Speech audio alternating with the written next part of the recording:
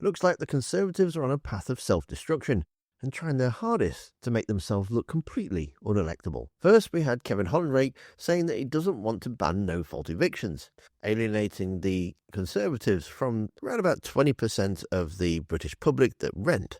Then Kevin Badenoch's gone after the retirees by going after their pensions. And finally, trying to annoy the majority of the rest of the population by admitting that the Conservatives had no plan for growth after Brexit. Now, I know that the next election is quite a few years away, and Badenoch's probably not going to be the person that's going into that election. But even so, just one of these things isn't looking good for them, but all three will make you wonder why anybody would want to vote for them ever again. Now, in regards to the triple lock, it basically means that pensions will rise in line with either inflation, the national income, or 2.5%, whichever is the greater. With pensioners being the main voting bloc for the Conservatives, threatening to take away some of their pension by means testing it, it's just political suicide for her. In regards to Brexit comments, Badenoch openly admitted that the Conservative Party didn't have a plan for growth after Brexit, and with Priti Patel being the Home Secretary at the time, she was right there in the heart of Johnson's government, who took us out of the EU, knowing full well they had cabinet meetings and not having any plan whatsoever. Even though Laura Kuenssberg goes easy on Priti Patel, I actually think she does have a point. She probably needs to apologise.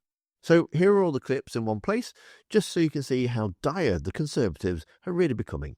So, just to clarify, you are in favour of no-fault evictions? I'm in favour of a landlord being able to set a term for a tenancy, and at the end of that tenancy, give notice to that tenant to leave. I have always said that we don't do means testing. We're actually going to look at the triple lock. No, we're going to look at means testing. Means testing is something which we don't do properly here. Your leader, Kemi Badenoch, said this week that there was no plan for how to make Brexit work.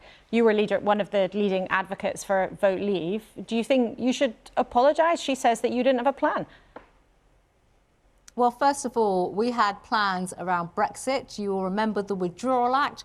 You will also remember, Laura, as the British people will as well, the British public, the Acts of Parliament that went through because we had to legislate, first of all, to start the Brexit process going forward. But Kemi Badenoch says you didn't have a plan. She's your leader now. She said that the Brexiteers didn't have enough of a plan to make it happen. There's a distinction. There's a distinction between saying we didn't have a plan to actually put in process the legislation that led to the enacting Brexit. So there's a distinction between the two.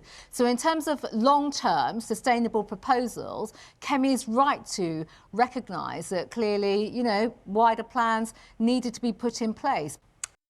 Along with these things, the Tories are also trying to claim they're on the side of child protection, but the truth is shown in this video.